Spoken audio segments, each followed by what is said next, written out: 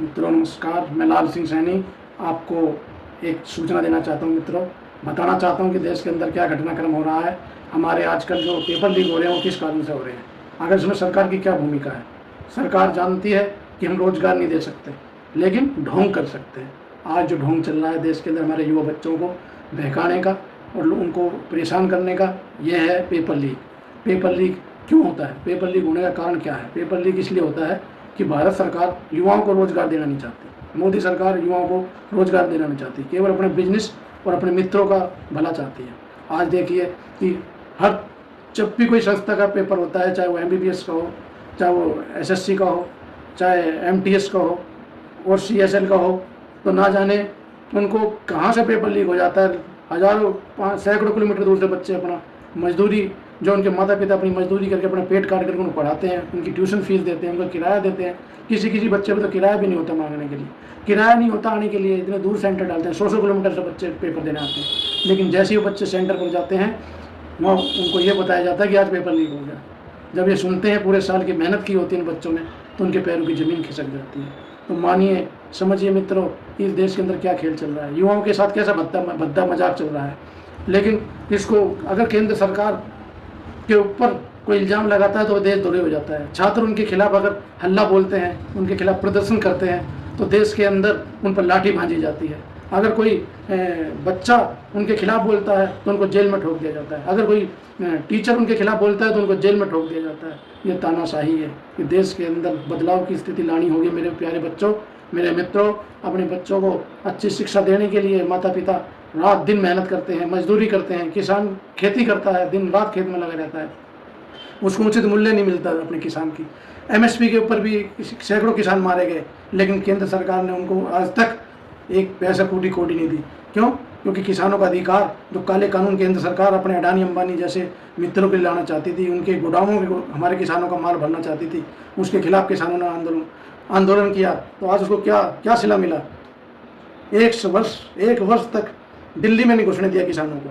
किसान परेशान था, मजबूर था, और उनको आतंकवादी, उनको खालिस्तान बोला जा रहा था केंद्र सरकार के नेताओं द्वारा। तो आज मोदी सरकार को होश में लाने के लिए सभी किसान, युवा, रोजगार, मजदूर, रेहड़ी पटरी वाले, जिनकी झुग्गियाँ उजाड़ दी गई, जिनके मकान उजाड़ दिए गए, उनको सब एक पटल पर आना होगा, एक मंच पर आना होगा, तब जाके आंखें खुलेगी सरकार की। सड़क पर आना होगा मित्रों, सड़क पर आइए, तब सरकार सुनेगी। आप कितने बोलिए, फोन में बोलिए, कुछ भी बोलिए, लेकिन सरकार सुनने वाली नहीं है। गूंगी बहरी सरकार है, ये तानाशाही सरकार है। मित्रों, इस सरकार को बदलना होगा। मेरे युवा छात्रों, अगर तुम्हें अपना नौकरी चाहिए तो सड़क पर आइए, लड़िए इस केंद्र सरकार के खिलाफ। वोट चोरी कर रही है सरेआम। 65 लाख वोट बिहार से काट दिए जाते हैं।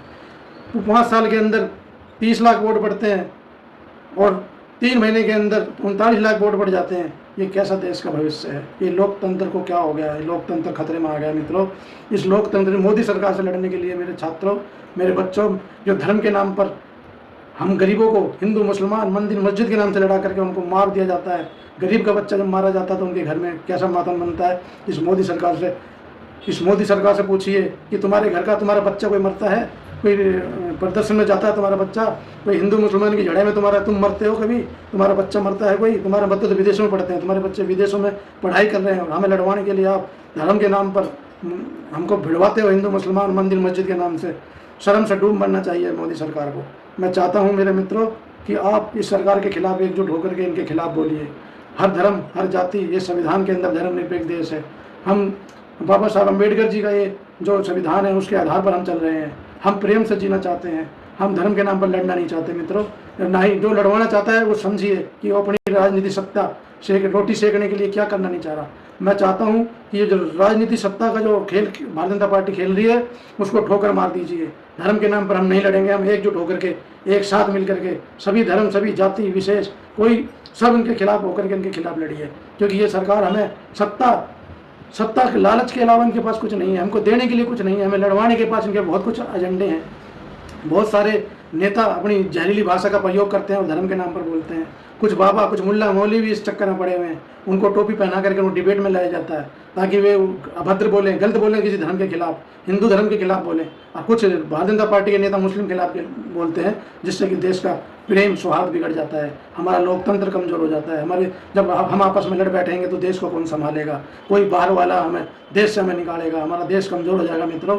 जैसे कि 70 वर्षों से कांग्रेस सरकार ने देश को समेट के रखा, नेहरू जी ने, महात्मा गांधी जी ने, इंदिरा जी ने, राजीव जी ने, मनमोहन सिंह जी ने देश को मजबूत बना के रखा और सबको रोजगार दिया, सबको प्रेम का भाव पढ़ाया, सबको प्रेम का पाठ पढ़ाया, सबके साथ मिलकर रहे, सब धर्म मिलकर के रहते थे, कोई आपस में भेदभाव नहीं था। आज देश किस रास्ते पे चल पड़ा है? अगर भाई भाई आपस में लड़ेगा तो बाहर का, जैसे अमेरिका का ट्रंप है, चीन है जो हमारे देश पर नज़र गड़ाए बैठा है, वो हमें छोड़ेगा नहीं। अभी देखा होगा कि अभी पाकिस्तान के अंदर युद्ध हुआ था और युद्ध के अंदर हमारे देश के अंदर हमारे बेगुनाह लोगों को किस तरीके से पहलगाम के अंदर मारा गया पाकिस्तान के आतंकवादियों ने।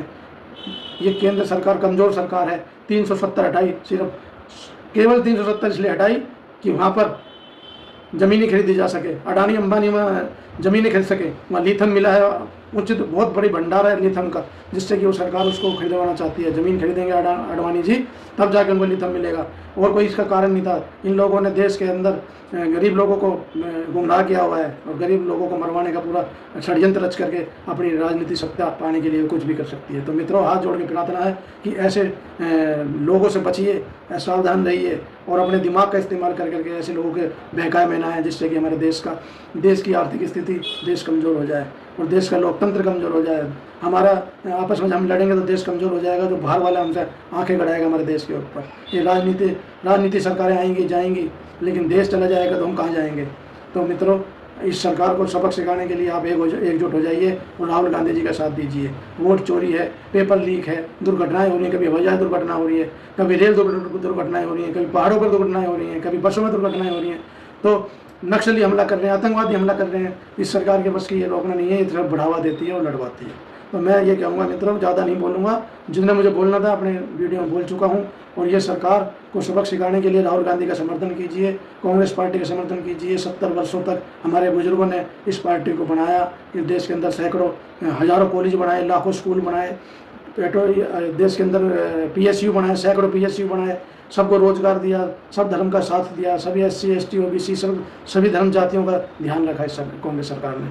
लेकिन 2014 के बाद से इस देश के अंदर आपस में हमारे जो प्रेम था आपस में सभी धर्म जातियों का, उसमें दुश्मनी में तब्दील कर दिया भारतीय जनता पार्टी सरकार ने। तो समझिए इनकी जो स्ट्रेटर्जी है, ये समझिए और इनसे बच करके रहिए और आगे देश का सम्मान कीजिए, लोकतंत्र का सम्मान कीजिए, राहुल गांधी जी का साथ दीजिए। जय हिंद, जय हिंद, जय भारत, जय संविधान, जय बापू।